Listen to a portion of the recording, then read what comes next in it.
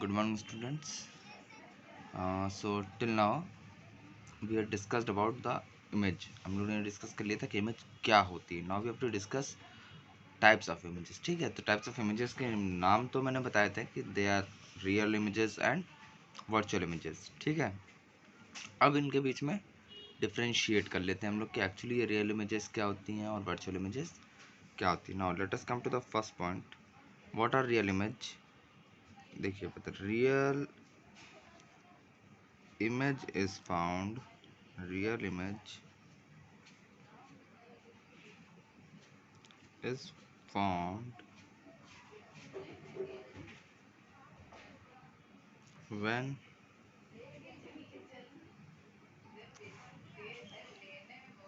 two or more light rays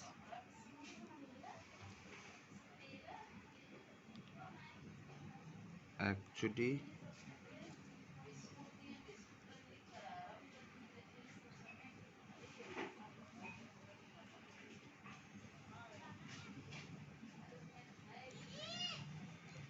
ठीक है, real image is formed when two or more light rays actually meet after reflection. ठीक है, whereas virtual image में क्या होता है?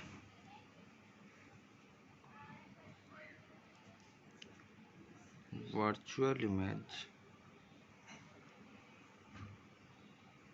is formed when two or more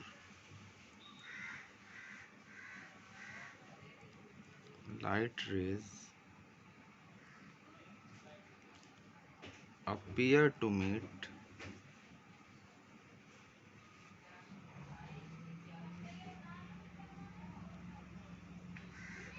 after reflection. ठीक है, सो बेसिकली देखा जाए what is the difference between the two. इसमें जब रिफ्लेक्शन होगा तो रिफ्लेक्शन के बाद लाइट रेज एक्चुअली में मीट करती हैं, बट ओवर हेयर यहाँ पर लाइट रेज मीट नहीं करती हैं, दे अपीयर टू मीट करती हुई नज़र आती हैं. और मीट करती हुई नज़र आने का मतलब अगर लाइट रेज को एक्सटेंड किया जाए तो वो कहीं ना कहीं मीट कर रही होंगी. ठीक है, is it clear? Now let us come to the second point. यहाँ पे नंबर डाल देता हूँ, this is the first point. ठीक, now come to the second point. अगर सेकंड पॉइंट की बात करें, so it is always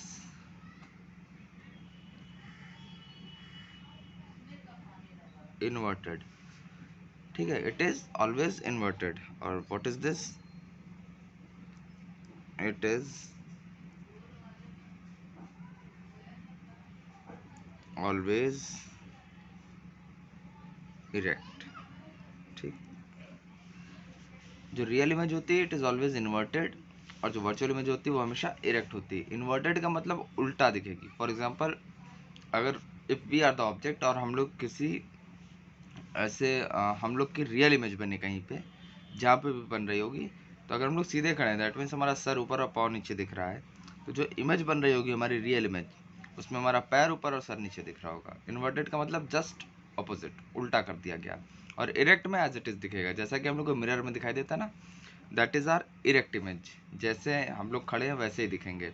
but अगर उल्टा हो जाए, सर नीचे हो जाए और पैर ऊपर हो जाए, that means it becomes inverted image. Clear? Now let us come to the third point.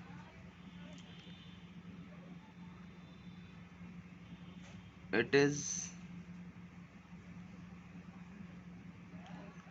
taken on a screen. Real image के लिए हमेशा स्क्रीन की ज़रूरत होगी. स्क्रीन का मतलब कोई ना कोई ऐसी जगह चाहिए होगी जहाँ पर हम लोग इमेज को फॉर्म होने दें. ठीक है, आगे बस समझ में. और वर्चुअल इमेज में it is formed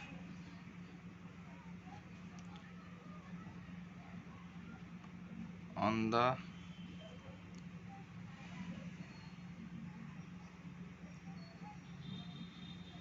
reflecting surface itself. जो रिफ्लेक्टिंग सरफेस होता है वहीं पे बनती है, कहने का मतलब ये है कि इसको स्क्रीन की ज़रूरत नहीं, और जो भी रिफ्लेक्टिंग सरफेस है उसी में हमें इमेज दिखाई देगी। ठीक है, it does not need a screen, ये लिख दूँ। वर्चुअल इमेज में स्क्रीन की आवश्यकता नहीं पड़ती है, एंड रियल इमेज में स्क्रीन इज नेसेसरी। ठीक है, बिना स्क्रीन के रियल इमेज नहीं ऑब्टेन करी जाती है। Is it clear? ठीक है, तो फिर से बता दो, रियल इमेज क्या होती है? जब लाइट रेज एक्चुअली में मीट करें रिफ्लेक्शन या रिफ्रैक्शन के बाद। अभी हम लोग रिफ्लेक्शन पढ़ रहे हैं, इसलिए मैंने सिर्फ रिफ्लेक्शन लिखा है, एप्लीकेबल दोनों जगह होता है।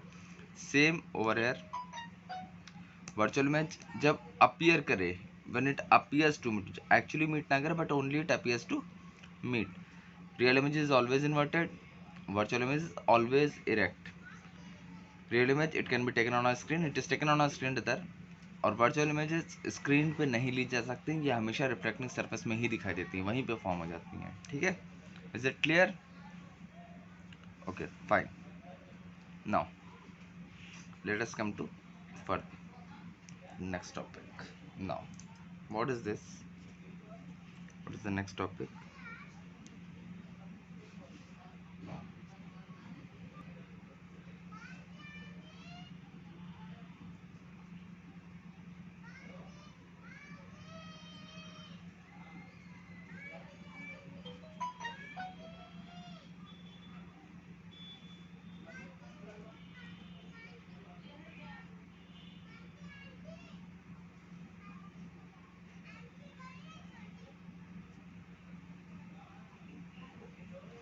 Reflection by plane mirror. ठीक है, अब हमें क्या करना है? रिफ्लेक्शन कराना है प्लेन मिरर के। तो प्लेन मिरर की खास बात क्या होती है? It is a shiny polished surface. ठीक है, for example let us start.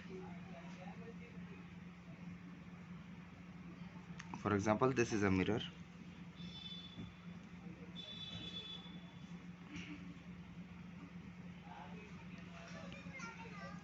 And this is the object. ठीक है, ये इसका रिफ्लेक्टिंग सरफेस है, ये वाला end, this is the reflecting surface. अब I am drawing using it hand.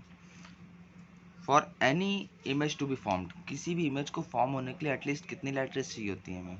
कोई भी इमेज बनानी हो तो we at least need two rays रहता। ठीक है, सो अब यहाँ से स्टार्ट करते हैं। फॉर एग्जांपल एक लाइट रे ले जाते हैं ऐसे,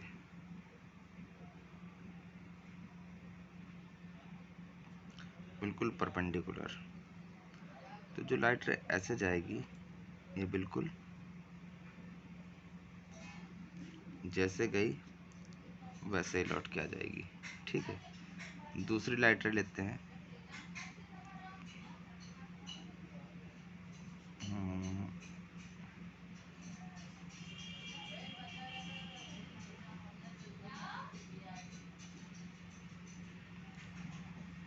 ऐसे। अब ये क्या होगा?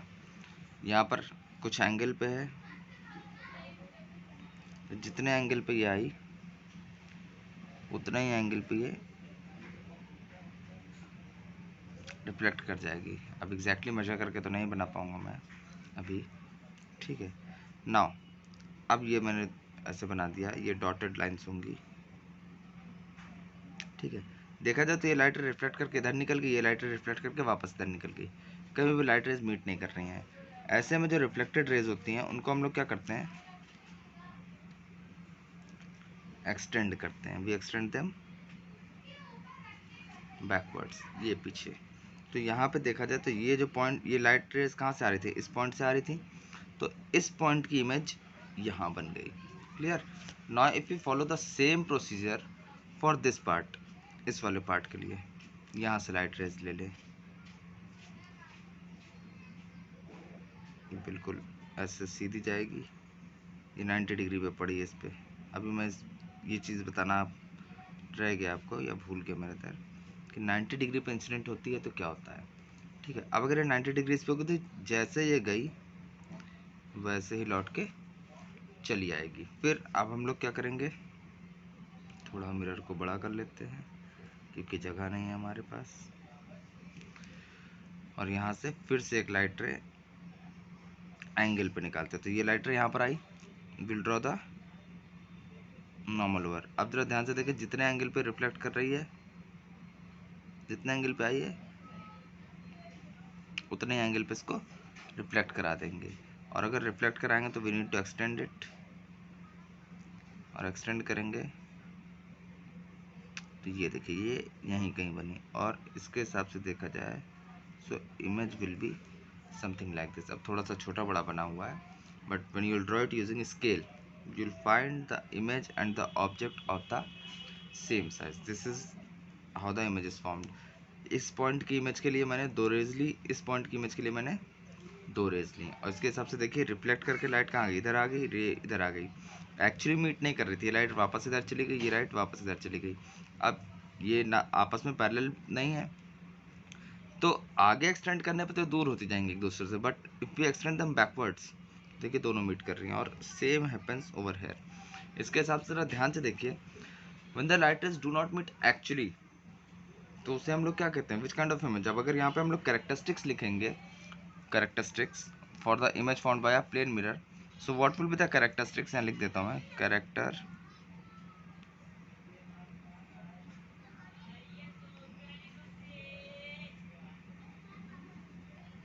characteristics.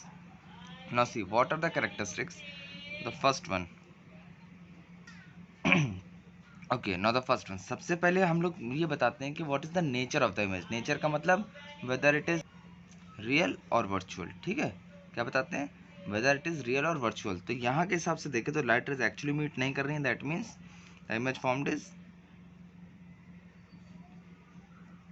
वर्चुअल। ठीक है, पहले क्या हो गया, the image formed is virtual. उसके बाद हम लोग बताते हैं कैसे बनी, इन्वर्टेड है या इरेक्ट है। तो वर्चुअल मैंने बताया था, जब भी इमेज वर्चुअल होती है इट इज ऑलवेज इरेक्ट। और आप देख भी सकते हैं कि the head of the arrow is at the same place, जिधर जहाँ पे इस ऑब्जेक्ट में ऑब्जेक्ट में हेड है, वहीं पे इमेज में भी हेड है। मतलब ये देखा जाए तो अगर मान लेते हैं दिस इज एन ऑब्जेक्ट, इसकी खोपड़ी ये है, सर ये है, तो सर ऊपर ही है ना और पैर नीचे ही है। Got it, so it is erect. Now after that what is the size. अब यहाँ मैंने एग्जैक्टली स्केल का यूज़ करके नहीं ड्रॉ किया है, so you can see the difference in the size, but actually ऐसा नहीं होता है। When you will draw it using scale you will find same size, ठीक है, एज ऑब्जेक्ट, जैसा ऑब्जेक्ट का साइज है will get the image of the same size. Clear. Now one more thing, what is the object distance. Distance आप लोग को near about same दिख रहा होगा, यस और no, distance almost same distance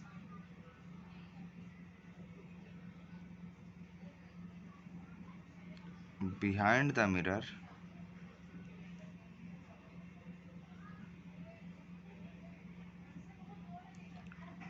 as the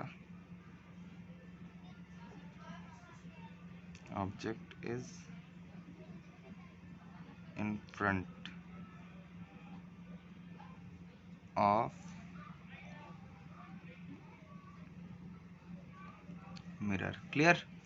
जितना दूर ऑब्जेक्ट मिरर से रखा है उतने ही मिरर के उतने ही अंदर हमें इमेज नज़र आती है। मतलब जितनी, अगर ये फॉर एग्जांपल ये मिरर से ऑब्जेक्ट 2 मीटर की दूरी पर रखा है, तो ये कितना दूरी पे दिखेगा, मिरर के अंदर 2 मीटर अंदर दिखाई देगा। ठीक है, इज इट क्लियर। देखिए यहाँ पे स्क्रीन की जरूरत नहीं, यहीं पे उसी रिफ्लेक्टिंग सरफेस में ही हमें सब कुछ दिख जाता है। मैं लिख देता हूँ कि what is this, this is mirror. ठीक है, and this is the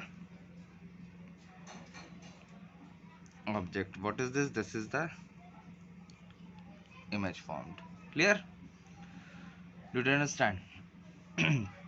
characteristics are very important please, और इसको रटने की कोशिश मत करिएगा, ठीक है, इसको समझने की कोशिश करिएगा प्लीज, ट्राई टू अंडरस्टैंड। ये इसको रट के मत लिखना, अपने डायग्राम के अकॉर्डिंग उसके कैरेक्टरिस्टिक्स कंक्लूड करने की कोशिश करो हमेशा, क्योंकि जितने भी आगे डायग्राम्स बनने वाले हैं उसमें सब में यही होना है कि अपने हिसाब से आपको सारी कैरेक्टरिस्टिक्स बतानी होंगी। ठीक है, is it clear, fine.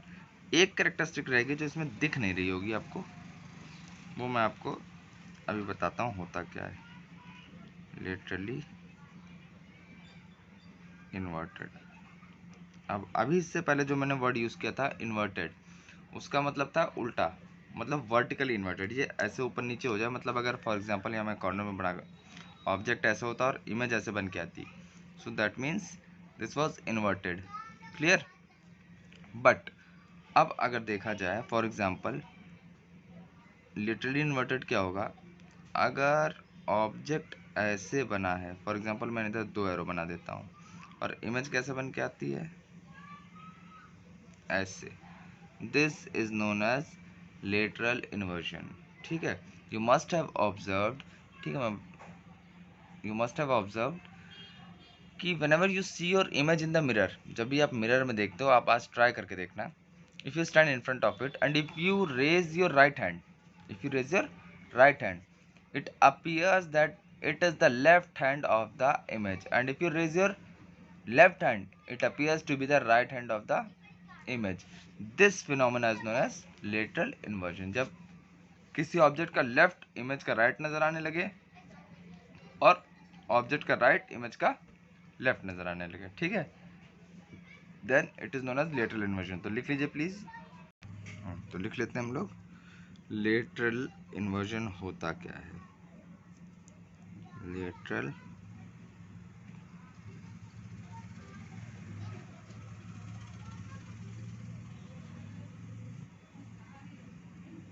Inversion, ठीक है,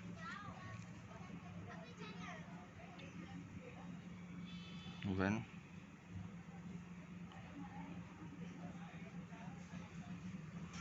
the left of the object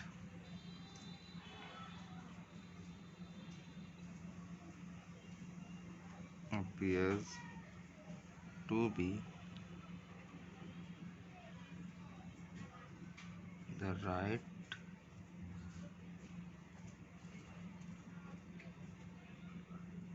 of the image and right of the object appears to be the left of the image। ठीक है, ऑब्जेक्ट का लेफ्ट इमेज का राइट नजर आए और ऑब्जेक्ट का राइट इमेज का लेफ्ट नजर आए। ठीक है, दिस फिनोमेना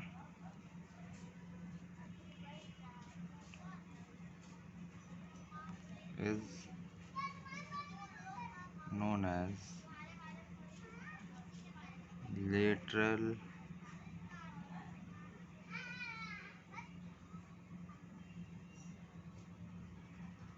इन्वर्जन। इसमें एक एग्जांपल बता सकता हूँ, आपको पूरा डायग्राम नहीं ड्रॉ करके दिखाऊंगा। For example this is the object L shaped, ठीक है, और इसके सामने मिरर रखा हुआ है।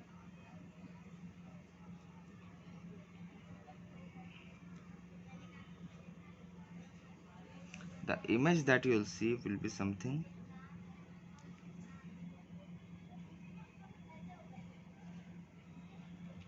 like this। ठीक है, जस्ट ऑपोजिट। अब एग्जैक्टली मैंने, प्लीज डू नॉट सी कि डिस्टेंस कम ज़्यादा हो गया, ठीक है, हाँ, बट इमेज कुछ ऐसी ही नज़र आएगी आपको, जस्ट लेटरली इन्वर्टेड। इसका लेफ्ट इसका राइट हो जाता है, इसका राइट इसका लेफ्ट हो जाता है। ठीक है, you can just observe it while standing in front of the mirror. खुद मिरर के सामने खड़े होके आप चेक करोगे, then you will understand it in a better way. आपको ज़्यादा बेहतर समझ में आएगा, क्योंकि वो प्रैक्टिकली आप खुद समझ रहे हो कि कैसे क्या हो रहा है क्या नहीं हो रहा है। Clear? Okay, now after this we should move to the next topic, that is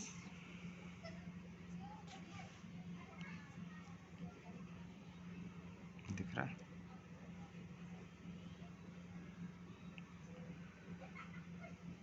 spherical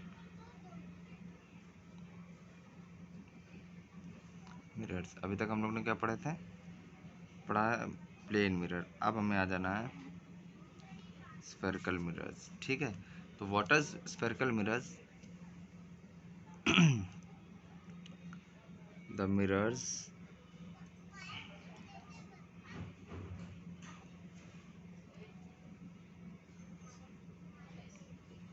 whose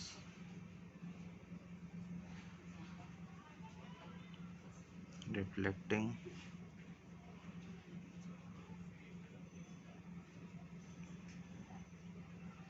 surface is curved.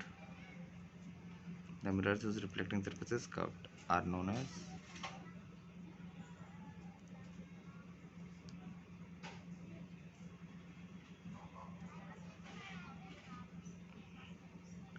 spherical mirrors. Clear? There are of two types. The first one is concave. ठीक है, अब ये concave कौन से होते हैं? Concave mirrors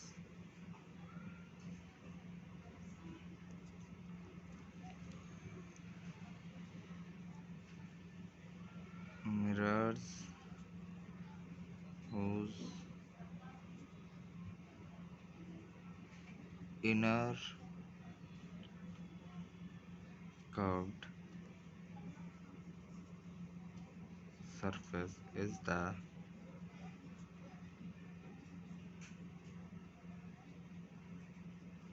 reflecting surface. ठीक है, मैं बना के दिखा देता हूँ आपको। देखिए कॉनकेव मिरर कुछ ऐसा होगा। देखिए पहली बात तो स्फेरिकल हो गया, उसके बाद इसका जो रिफ्लेक्टिंग सरफेस होगा वो अंदर वाला होगा।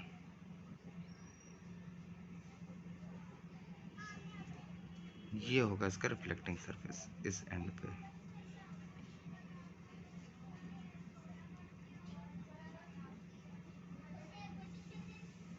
ये इसका रिफ्लेक्टिंग सरफेस। ठीक है, मान लेते हैं this is the mirror A B.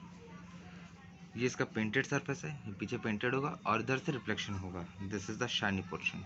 ठीक है, such a mirror is known as concave mirror. Now let us come to the next one, that is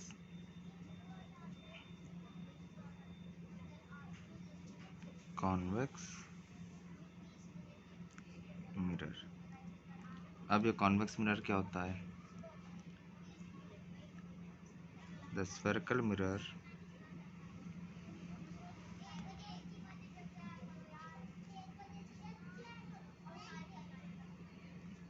whose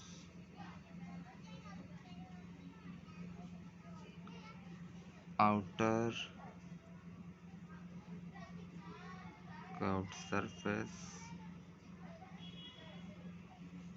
is the